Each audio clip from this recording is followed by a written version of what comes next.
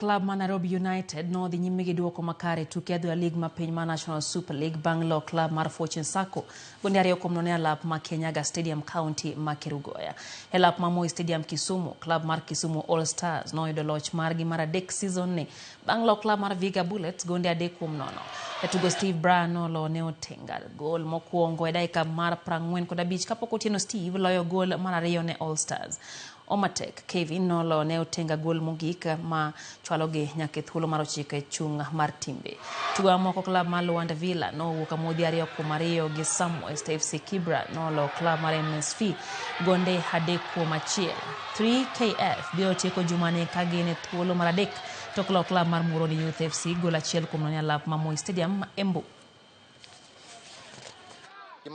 Anyalo wacho win makawuono no sachako locho wadhi walocho Diani wachako duogo to lawyer Kai against Nairobi United wadhi Moroni wakao point achiel koro win makawuono nen muhimu sana kuomwa so wigni wasabedo kwa plan ne win ni pani jotugo gitio matek magi yudo win makawuono.